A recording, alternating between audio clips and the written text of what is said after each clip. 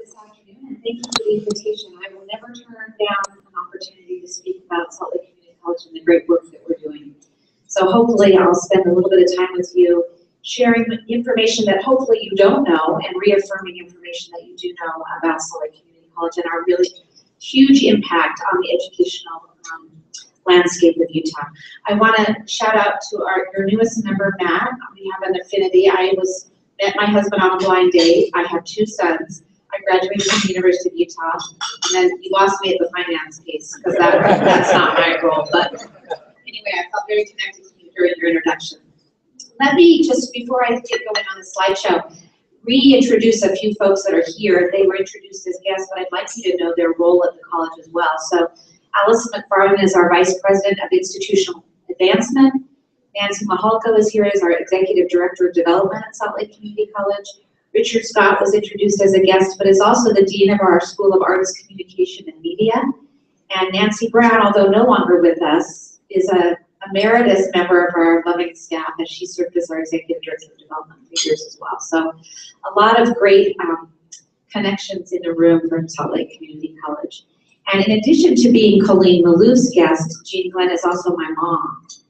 So she's sitting right in my line of sight. And if I do something wrong, I'm going to get the lights on and knock it off. You know, she doesn't go away from that role very often. So anyway, it's a pleasure to have her here with us this morning or this afternoon. So my goal today really is to help you understand a little bit more about Salt Lake Community College. As Roger mentioned, I've been at the college for 23 years, and never when I moved back to Salt Lake, I've been in Chicago. I thought I was going to be in Chicago the rest of my life.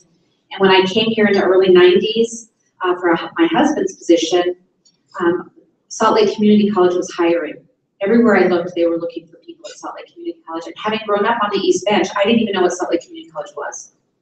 Utah Technical College, which it was then, was not on my radar as an East Bench kid. It was just not on my radar.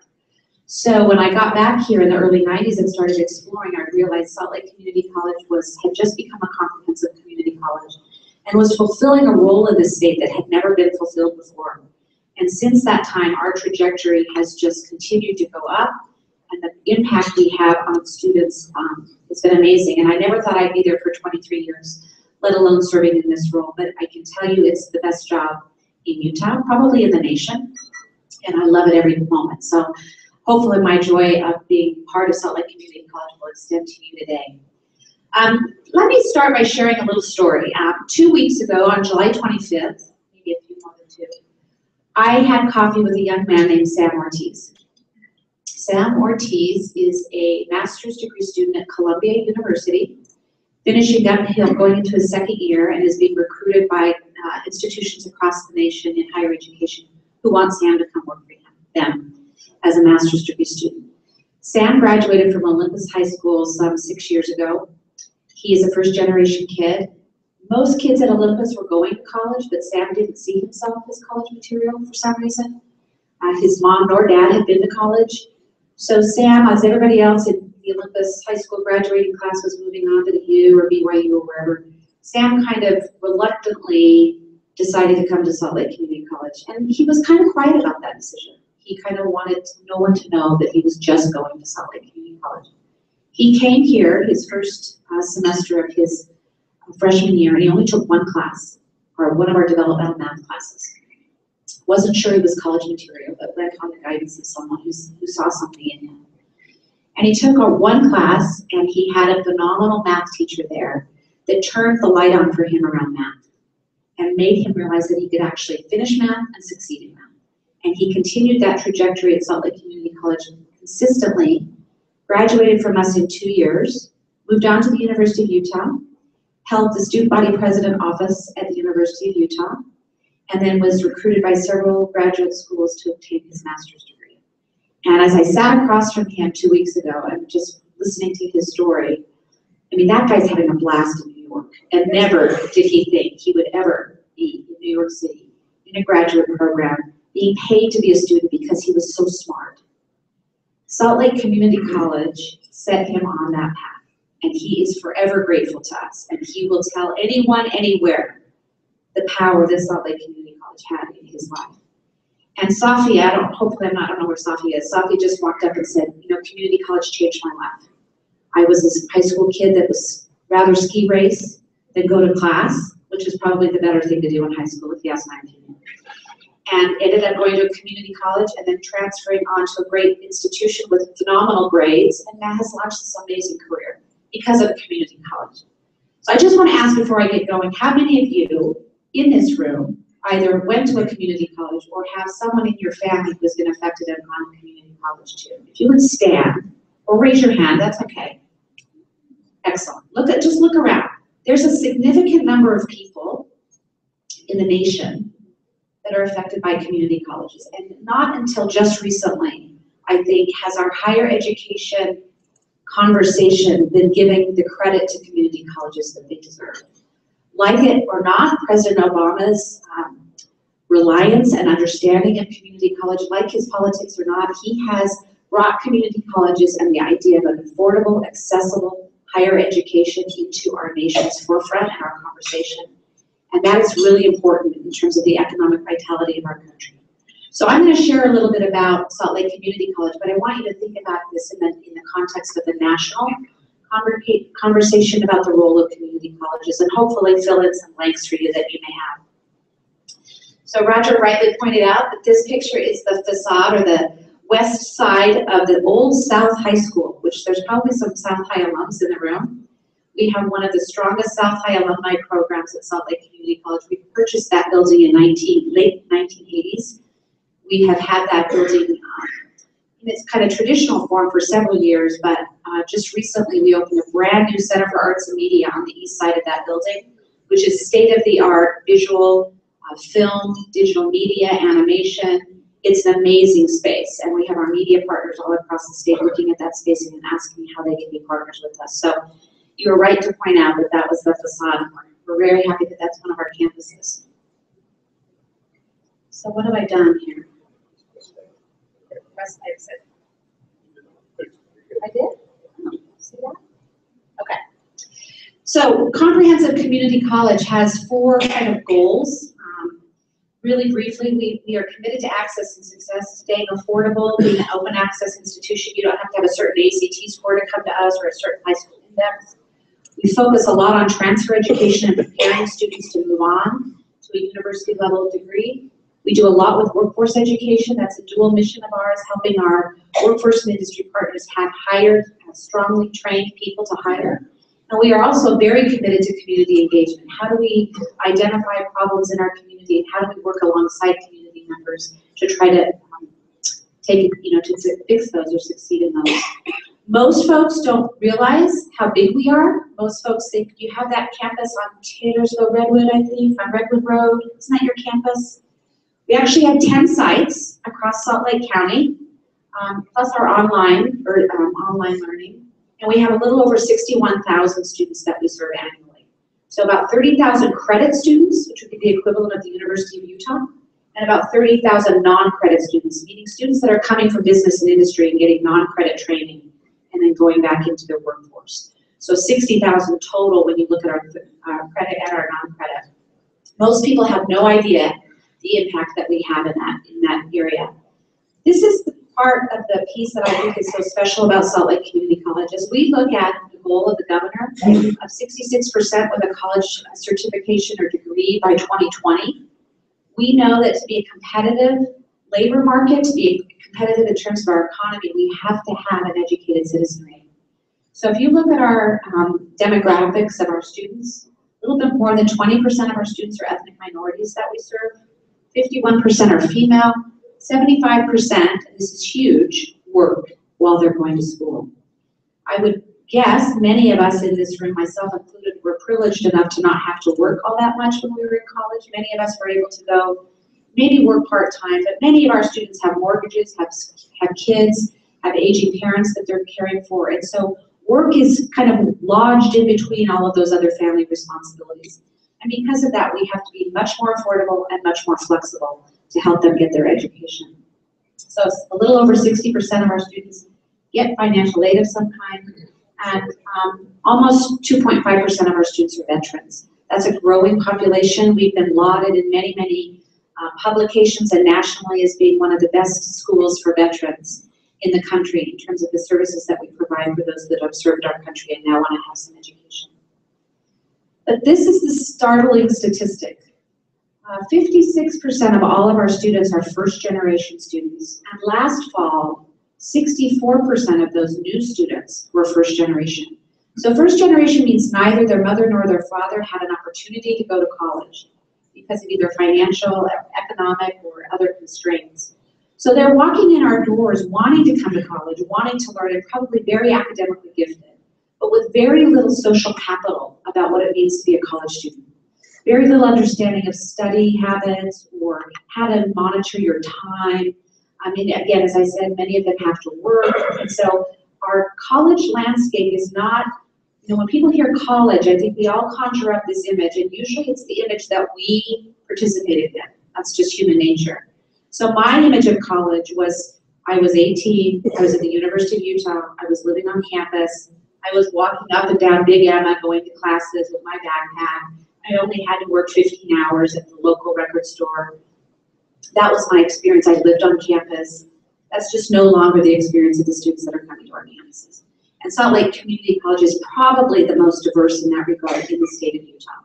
Certainly, University of Utah is getting more and more students who work, but our demographics are largely kind of made up of these students that are first generation and who never probably saw college in their future as a young person, maybe didn't get on the right career or college trajectory in high school, and so they're in some cases making up some work to be with us and to be successful. 60% of our students at Salt Lake Community College come in with the intention to transfer, and so we have some significant pipeline to our other sister institutions in the Valley, and by the largest part, most of our students go to the University of Utah. And so that's a huge transfer pipeline for the University of Utah. President Pershing and I are engaged in several different conversations about how to make that pipeline even stronger. I'll talk about one of those programs here in a moment. But you can see kind of where our graduates go. And the great news is that within 3 years, 53% of those students have their bachelor's degrees and then have moved on. So we're preparing them very well in general education, and then move right away and get their degree at the baccalaureate institution of their choice. For a lot of students, moving out of the Valley to get a bachelor's degree is not something that is in the cards for them, whether that's their job is binding them to Salt Lake County, their family perhaps. So we've created baccalaureate partnerships with many of our sister institutions. They come to our campus and they teach their bachelor's level courses on our campus, and students finish their bachelor's degree having never left Salt Lake Community College.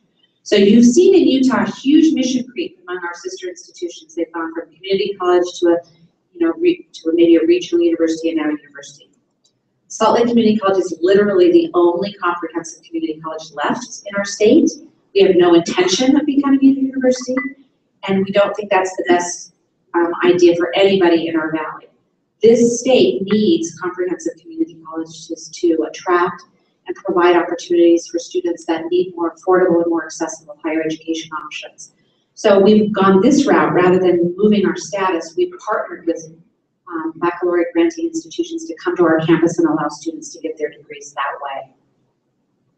So some of the pipeline programs that I discussed earlier, this is a relatively new program that the University of Utah and Salt Lake Community College has just ventured into. I think it's going to have, hopefully, really create some great traction for students and a real clear pathway. What we've done this year is students, if you know the University of Utah, they have changed their undergraduate admissions criteria over the last 2 years. They've moved to a holistic admissions requirements, which means that they no longer use an admissions index. That's confusing for students because they don't really know where they're going to stack up. So students that have been denied admission to the University of Utah but are right on the edge of being admitted to the U are being given an option to be part of the Access U program at Salt Lake Community College. What that means then is they're admitted to Salt Lake Community College. They'll have a 2-year degree of study with us. They'll come full-time. They'll have advising. They'll have a very connected pathway to some of the programs that they do. They'll get a rec pass. They can go to football games. They get the bus pass. So they kind of are a quasi-U student, but they stay with us for 2 years, and then they're guaranteed transfer admissions to the U, and they're also guaranteed a scholarshiping opportunity at the U when they go back to the U. So it's an incentive for students to come, have a more affordable experience for their general education, and then transfer to the University of Utah. We think that's going to make the path very clear to many, many students, and we're hoping that we can strengthen that pipeline. The other thing that we're doing to try to strengthen our workforce responsiveness is really look at what do industry leaders need in terms of credentials. So many of the business and industry partners that I hear from say, you know what, not in all cases do we need an associate of applied science. In some cases we need certain certifications, and then we can get them on the floor, we can get them in their job, and they can continue to work, earn a living, and then come back to school and continue to stack those credentials. So for the last few years, many of our deans have taken a traditional applied science degree and broken it into chunks that are smaller credentials that can be earned and that actually make a difference in a job wage. You can go back out to the workforce, work for a little while, and then come back to the college and add on to that towards a degree. So this whole notion of kind of blocks and stacks of credentials has been very, very effective with our industry partners, and something that in all of these fields that you see is helping to meet the industry needs a little bit more quickly. Especially we see this in composites and manufacturing and machining, in some of our electronics program. Our business school is starting to kind of break that down among accounting and some of our other majors. So we're trying very hard to really align what industry needs with the time that it takes students to get through our program. And you can see over the last few years we've made a significant increase in the number of certificates that we're awarding to try to move to that 66% goal and help industry.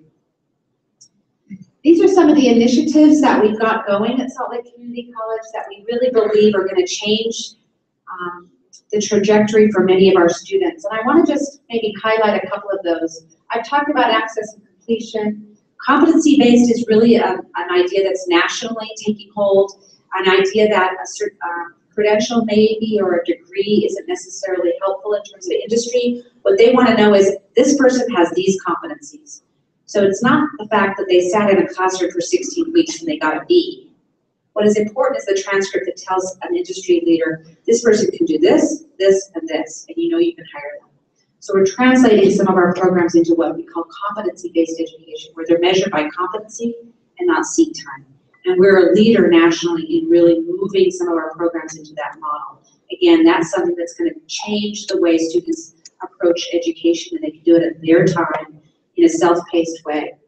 But the other piece I want to share, which I think is more, actually I think more of a game changer, is what's called open education resources. So we have very cost-sensitive students coming to Salt Lake Community College. We can do as much as we can with grants, scholarships, etc. We're constantly trying to build our endowment and have more scholarships available. But one thing that happens with scholarships often is that tuition will get covered and maybe fees. And then the student walks into the bookstore and they have to buy 4 books and it costs them $800. And that stops them in their tracks. They don't buy the books, they don't do well in the class, they end up failing because they don't have $800 out of pocket to pay for books. So the whole idea of textbooks and the cost of textbooks has just skyrocketed. What we are doing is looking at all of our highly enrolled classes, so English, math, political science, all of the big gateway FTE generating classes, and we're working with our faculty to use the open education resources or web-based free materials, resources in the camp. So instead of buying a textbook, you pay a $5 fee and you have all access online to free material for the class. Our faculty have been phenomenal leaders in this effort.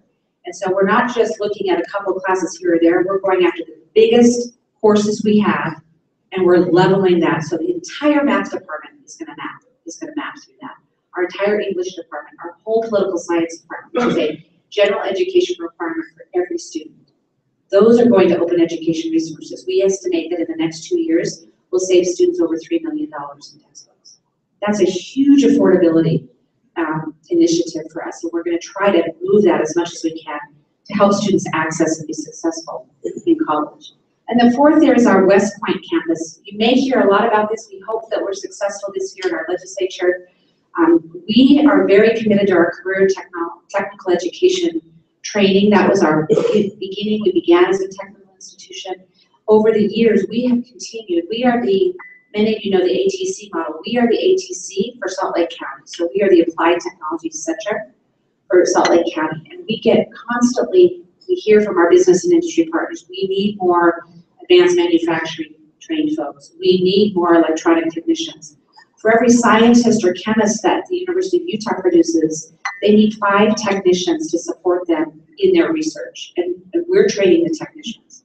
So part of what we're trying to do is at our West Point campus, which is out by the airport, we're trying to build another facility there that will allow us to consolidate all of our CTE programs and allow students coming right out of high school, incumbent workers, students that want to retrain, to get very quick, short-term CTE training so that they can get back into the workforce. So great partnerships with Boeing, L3, Hexcel, many of our transportation, CR England, et cetera, to try to really strengthen the career technology imprint that we have on our campus. We have probably last year served over 28,000 students in career technical education courses. So we're a huge player in terms of the career training. This is just an example of the programs that are being transformed into the competency-based model that I just mentioned before. So we're really looking at changing the way we deliver education, allowing students to get that training in a much more competency-based way. These are not all done, these are all in transition, but it's a sign of things to come in terms of the way that we'll deliver education. And here, I've gone on enough about open education resources, but that's where we're headed there. So the West Point building, as I mentioned, 2200 West, 7th North. We're right across the street from Boeing, from the FAA, right next door to L3. We believe that's about a $38 million ask at the state legislature next year. We were seated number 3 on the Regents list last year, and the top 2 were funded. So I'll be careful how I say this, but if logic prevails in the legislature, we will be next in line. And I'll leave it at that. If any of you have any sway with logic, feel free to talk about our West Point campus, because we believe it's a significant icon for career and technical education in Salt Lake County. It can really, really assist us in our workforce efforts. The other thing I'd like to share is some of our community engagement partnerships. We, for many, many years, have been a college that has strong service learning curriculum. We're out in the community with our students. They're doing things at the food bank or the road home or with Tree Utah as part of their learning. But we've been really fragmented, and our faculty have loved that, our students have loved that. It's a phenomenal pedagogy. But one of the things we're trying to do is, where we can, really leverage our community resources and try to change the lives of students in certain neighborhoods. We know that our high school going rates are going down, our completion rates. So high school graduation rates are going down, college going rates are going down, and college completion rates are going down. That's not a good map to look at as someone who cares about the state of Utah. So we are trying to move into, with United Way, with the Mayor Becker's office in the Capital City Education Project, identify neighborhoods that are already working on college access and helping change the lives of students and getting into the college trajectory. We're going into those neighborhoods alongside community partners to try to strengthen the whole K-12 pipeline so that they're ready to come to us. You have to start doing that. Literally, you can make an argument that you have to start doing that in pre-K because of reading levels, 3rd grade reading, 8th grade math. There's a lot of milestones that have to be met before they can be successful in college. And instead of pointing our fingers at public ed and then at higher ed, we're trying to break through that and start working along the pipeline very, very collaboratively to help students get the reading skills and the math skills they need to be successful. So these are just 2 of the partnerships that we have in that regard. The other thing that we're always interested in is, how are we serving our community? So a community college's role, the reason we have 10 sites, is that we're supposed to be accessible to students that want higher education but perhaps have transportation issues or cannot necessarily access that on their own. So after studying this for a couple of years, we realized that we were not serving the West Valley population the same way that we could. We had a Highland location that on Highland Drive that was kind of waning in terms of enrollment. So we closed that site, and this Saturday we will do the ribbon cutting for a new site in West Valley City to try to help that neighborhood have more accessibility to higher education. So we'll be sharing ESL classes, general education classes, developmental ed classes with folks in that neighborhood to help them make the first step into a higher education trajectory.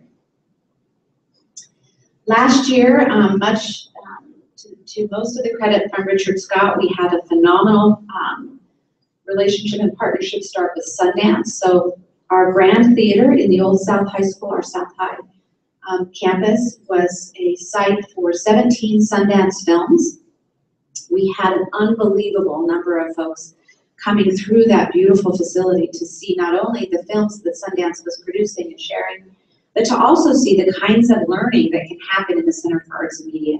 So they could see the editing rooms, the film rooms, the animation, and they could see the kinds of learning that can take place in that in terms of this film and media industry that's emerging. So we're very, very proud of that Sundance partnership. And I'm just going to leave you last with, these are big system, kind of institutional ideas and stories and initiatives, but we have very personal stories. And I started with Sam. I'm going to end with a few other really quick stories about the people that make up Salt Lake Community College. So last year, or in the spring, President Obama came to Utah. Michelle Fisher, who is one of our students in our solar technology program, was called about 2 days before President Obama's visit by our faculty member to ask if she could be available for a meeting at Hill Air Force Base with a VIP. Michelle Fisher is a veteran. She's been deployed 3 times. She came back from Afghanistan with severe PTSD. She struggles as a young person to get through her training because of that disability from her war service. But she is a trooper and she is tenacious, and so she's continuing that program. But she was selected by her faculty to go to Hill to meet with this VIP. Well, then she realized that morning that the VIP was President Obama.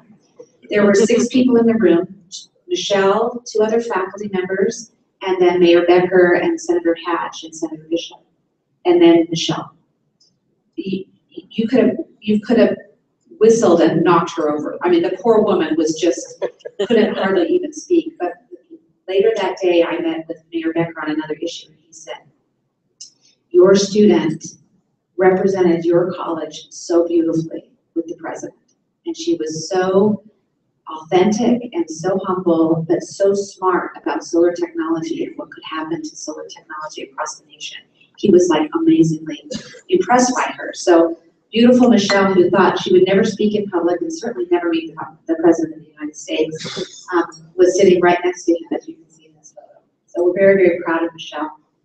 One of our faculty members, Lisa Bickmore, who's a local poet and author, was recently recognized with an International Poetry Award in Ireland. She submitted a poem and was awarded the Ballyho International Poetry Award, and so went to Ireland to receive that award.